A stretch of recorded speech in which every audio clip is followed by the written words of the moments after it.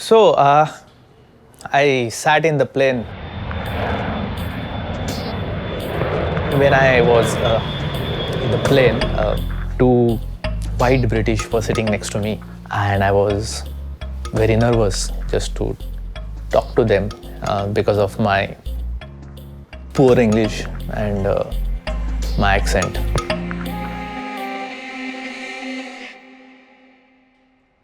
In midnight, I felt pressure to go to toilet, and when I went, I saw the pot and its sink was too small. I was not sure whether it was for number two. I thought I will not take my chances. What if I do it and it doesn't go away and lingers in the entire plane and everyone will blame me for that. So I said no way. I decided to get back, decided to see whether someone is going for longer time, for 20 minutes or more than that. And then I thought, and then I'll go. So I was sitting there, I was watching people going and coming in few minutes, and my pressure was continuously building. Finally, I saw one old lady to get in, and she got out after quite some time. And then I thought, let's see, I think it should be. I went in, then also I did not take any risk. I took the toilet paper, I sort of wrapped it up, and then I threw it in the sink and flushed, and it got sucked. Then I was sure, okay, then I can release myself, and that's why I released myself. So these were the first experiences sitting in the plane.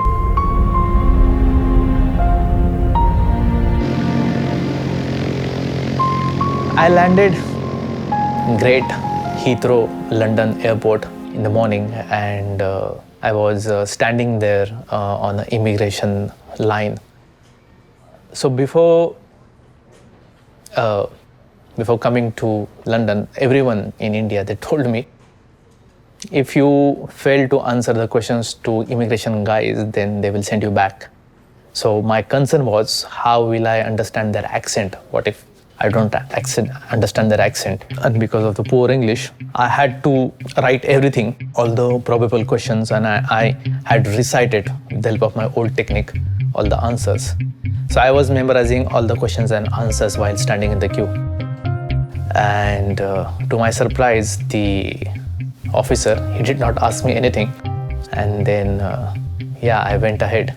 So I was carrying this huge luggage, but I was hungry. So I went out and I saw Costa Cafe. I pulled my luggage at one place, and I was just going through all the products of Costa Cafe. And I was seeing coffee for £3.50, £4 sandwich. So I was converting everything in rupees. That time, £1 was equivalent, £1 equivalent to 100 rupees. So one sandwich was for 500 rupees, one coffee for 350 rupees. And that time, the coffee in India was for 10 rupees. And the sandwich was for, let's say, 25 rupees. And here it 500 rupees. I was carrying £1,000 in my pocket. The rest of the fees had gone to the tuition fees. And I was carrying only £1,000. The plan was to come here and get a part-time job along with the studies. So to witness such prices was a first shocker.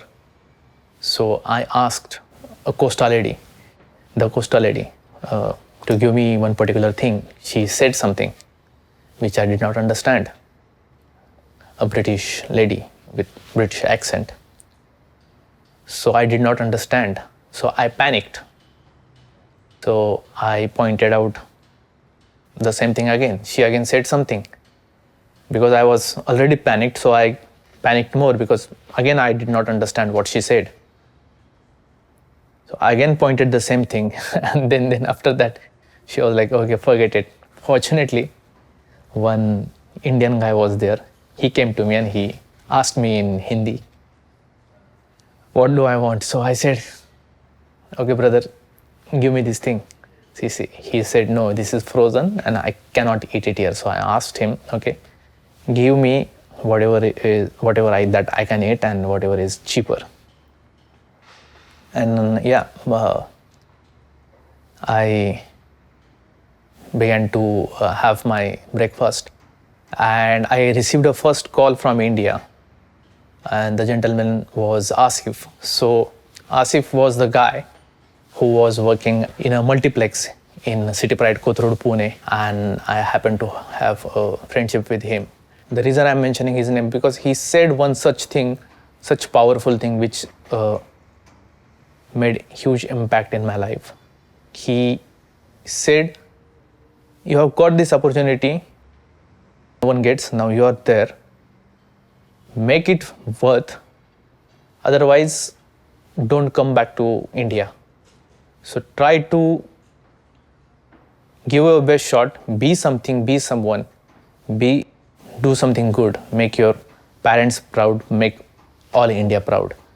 So it was quite a powerful line, and he was the person I remember. After that I went out. It was chilling cold, a winter cold, with all my luggage, and I was waiting for the bus. And now, as I was waiting for bus, I had experience with the public transport from Pune, where the bus used to come and all the crowd used to go all together or trying to get in the bus all together with no line and nothing, and just try to push themselves, get into the bus and get the place in the bus. So that was my experience, and I did not know how I would be here because I was worried. I was carrying so much luggage. Fortunately, people were standing in queue and it was easy to get in, and British gentleman, he helped me to get my luggage in.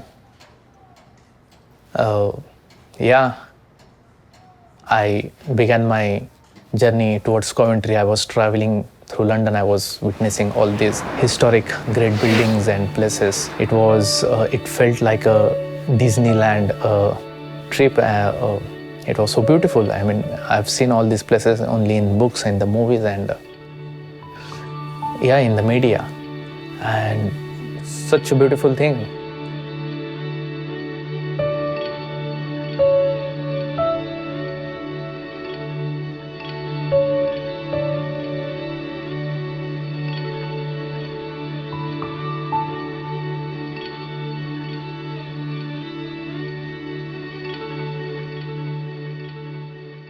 Managed to get into Coventry, and I found a place.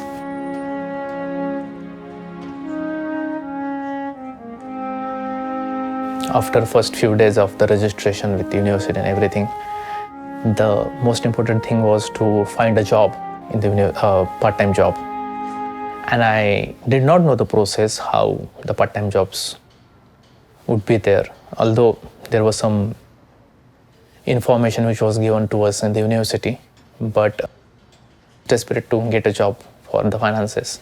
I began my search, and I started to submit my resume almost every shops in the city center in Coventry, but no one was offering the job. The time was running out. So around November end, I was out of money, and I called home to my father asking about the money. He said it was beyond his capacity to send me here in the UK in first place, and he can't help me. It was the first time I remember I felt the feeling of loneliness, and I understood if I want to survive, only I am the person who is coming to help myself. No one in the world will come to help, to rescue me. So it was brutal. I continued my hunt to search the job. Meanwhile, I borrowed some money from the colleagues whom I met there. And I managed to land a job in a Nigerian restaurant, in an African restaurant. as a kitchen porter, a toilet cleaner, and a dishwasher.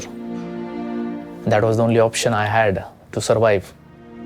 So the job was every evening from 8 to 12. Yeah, I started with that job. And it was so difficult to clean the toilet and to clean all the dishes and vessels and clean entire kitchen, clean floor. The job was for 4 hours, but I had to work for 5, sometimes 6 hours in the night, in the winter also. Here, the person like me who grew up as a Indian kid, we have our mother, we have our servant to help us in these jobs. Now, I was doing all these jobs. After that, I managed to get one more job as a marketing advisor, which was an internship in the university in a cultural department. And then again, I got a job as a Hindi tutor, which was a well-paying job. I was teaching Hindi to PhD students or the students who wanted to go to India on a field visit or some projects. And then I got a job, Libara phone company, as a salesperson. And in the weekends, I was working in a warehouse to load, unload the parcels. So I was doing 5 jobs in a week along with my studies. It went from December until early June. So for like 6 months, I was doing 5 jobs in a week and the studies as well. I had come only with 1-year visa from September 2012 to September 2013. So my visa was finishing on 30 September 2013. The moment I came here, I realized the things which I had grown up with, the notions about the British culture and everything, or whatever the hunky-dory system which I saw in the movies, in the Johar and Chopras. The things were not glamorous the way they showed in the movies, so I felt like I was fooled by them. But the other positive side was I felt very free here, liberated. I felt equal, or had the sense of equality in this society, which I never felt in India. It was just a freedom. No one was here to judge you, and no one was here to pull you down. So we were absolutely free to choose on our own choices and work for it, and no any traditional or conservative thoughts also. But at the same time, from a British point of view, I've realized these people, how the British society, or how the people whom I interacted, the local people, they knew very little things about India. And their impression about India was from movies like Slumdog Millionaire, or the news which BBC had been showing to them.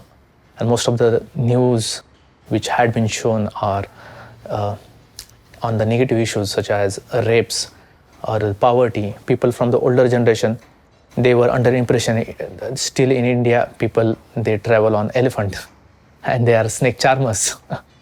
Certainly there was prejudice and the stereotypes about Indians, and which I also had towards British, but it started to fade away when I witnessed the real thing. But everyone was so generous. All the time, every time here, whenever they used to meet, they used to say, sorry, please, no, thank you, excuse me. I mentioned, or I started to say thank you or please so many times in that particular year, or after coming to the UK, which I had never mentioned in my entire life before coming to the UK, because in India, the notion of being informal with each other is considered as a gesture of affinity or bond and warmth with each other. But here, it was different. And also, I had to think a lot before speaking to anyone here. It was not like going and approaching a random person and just speak. So things were different, but certainly I felt in love with this country.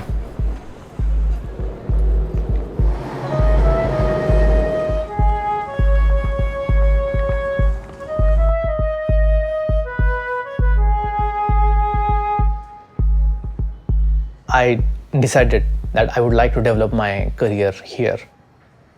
Until that time, there was a visa called post-study work visa by British government, which was for 3 years, meaning if a student who were coming to the UK for studies, they used to get this PSW visa for 3 years. But they had stopped giving those visas from the very same year, from 2012. So I didn't have that visa, and I didn't have any other option also. The only option was to get a sponsorship from a company. If they sponsor you, then you can stay here. And to get a sponsorship was next to impossible because of the certain rules and the regulations related with that sponsorship.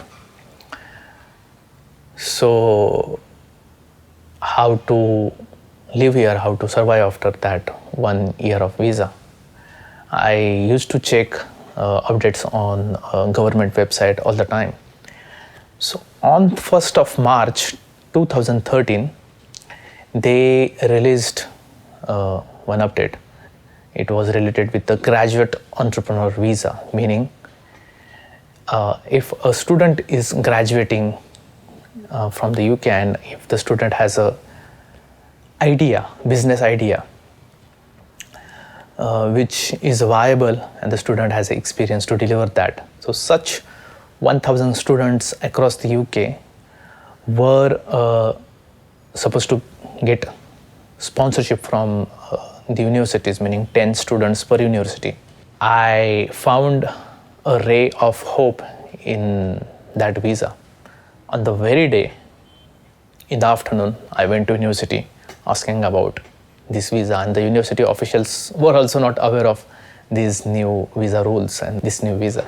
So they asked me to give them a week, and then they told me in order to get this visa, I need to pitch a new business idea, which is viable, and I should have experience of delivering that idea also. And if they see if that's a fit, then they would give a sponsorship. I began to work on that, and everyone was working on assignments, and everyone was working on the course material. And I was doing these part-time jobs, studies, and also I began my journey to develop a business plan. No wonder what my idea would be. Because being a movie buff, in Coventry also I used to go to cinema to watch movies every Friday.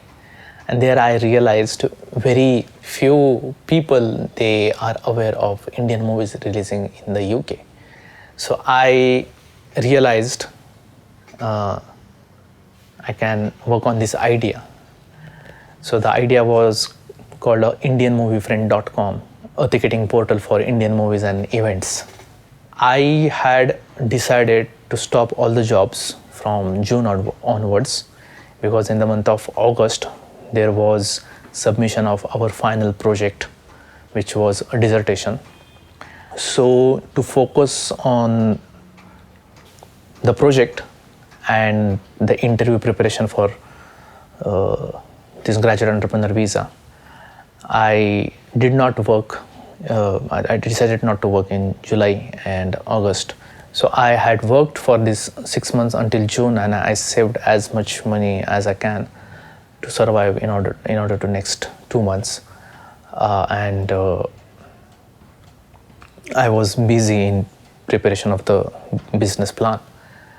The thing about that, I was working on a business plan for this visa, and there were around 120 students in my batch, and none of them, they saw any opportunity or any potential to get this kind of visa, because it was just hard to get and it was very new. So none of them, they even bother to try to get this visa. And so they were busy in the main dissertation, the main project for the program. And so whenever they used to see me, they used to mock me. They used to tease me with the name of business plan. Hey, let's see, this business plan is coming. A business plan, where are you going? So they used to mock me like that all the time. And they used to go, in summer they used to go to play cricket, and they used to invite. But I used to say, no, I'm busy making in the business plan. So yeah, I was known as a business plan for some time for those students. Finally, I managed to submit the business plan, and then I went ahead with the 3 rounds of interview. But I ran out of money in the month of August, and I was working for the dissertation. And so I was living on a minimum ration, only bread and milk. And in the university, when I used to work in a daytime on my dissertation. So for food, I used to go to a temple for Sikhs, which is called Gurudwara, to have food. So I used to walk almost 2 miles every day. It was for 2 weeks, and have my lunch at Gurudwara. I used to have quite a big amount of lunch, so in order to not to have food for dinner.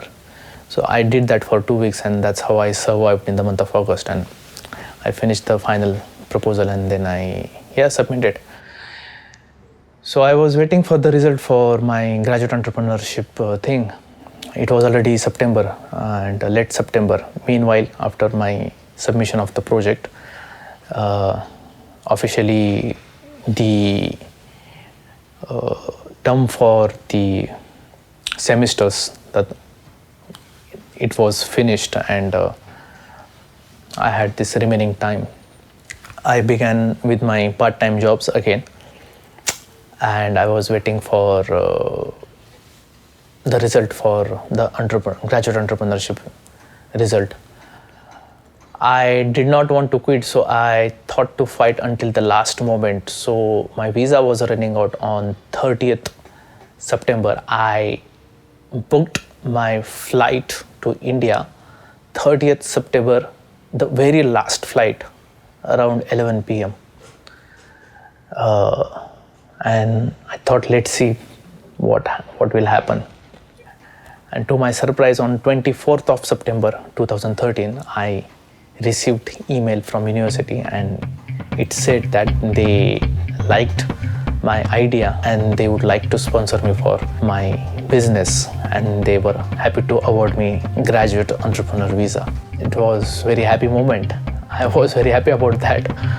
I was so excited. I was just happy. I went to university to do the documentation, and the news spread in the university, and there were like 20-25 my college mates, my batchmates, they were there, and suddenly I was this little famous guy, and I remember everyone was there, and they approached me, they came to me, and they were asking me, how did I do it, what did I do, how did I get this sponsorship, what one needs to do, all those questions. So it was a very sweet moment. It was a very happy feeling.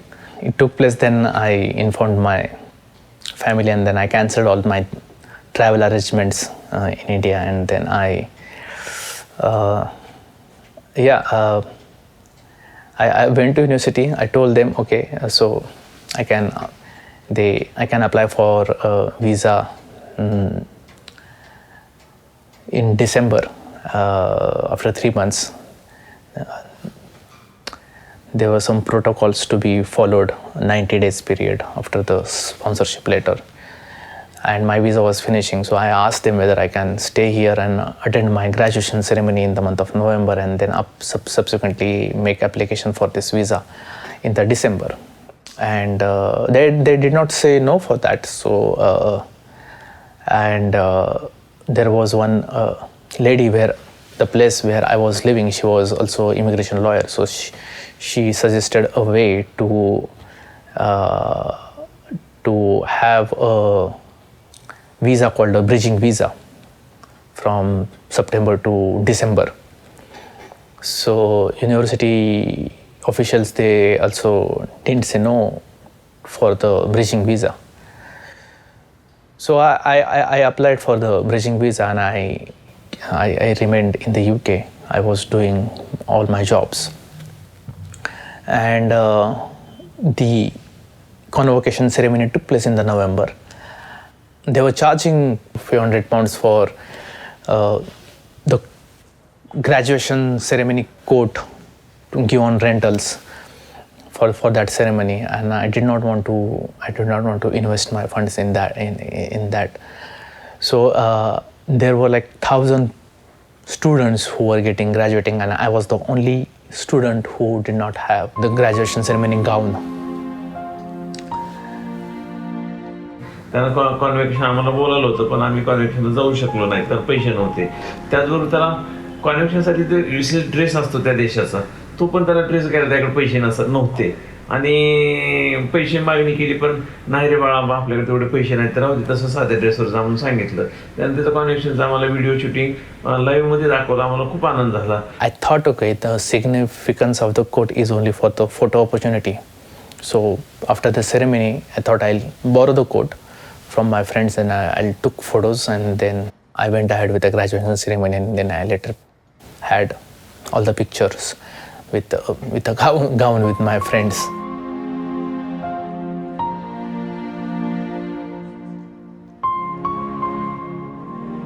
In the month of December, when the time came to make application for the graduate entrepreneur visa, I visited university, and the university officer said that my bridge visa was already cancelled, and I was living in the UK without visa. I was overstaying without visa, and that was also almost for 58 days. And they asked me immediately to go back to India and make application for this visa from India. And my world just turned upside down. Whatever amount of work I had done, I thought if I'll go back to India, and because of this overstay situation, I would never get chance to come back. And that thought was so scary. Going back to India again, and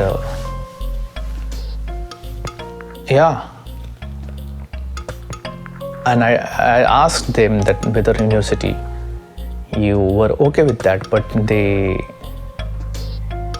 did not comment on that. They said they never gave any such kind of advice. So the advice which the lady, immigration lawyer lady, gave to me, it turned out to be false, incorrect. So I had to book ticket to India, and I did not mention anything to my parents about this refusal and everything. So I mentioned them that I'm coming back to meet everyone. Then I'll be making application for visa, and then I'll be coming back again here to UK. So I went to India on 9th of December 2013 first time.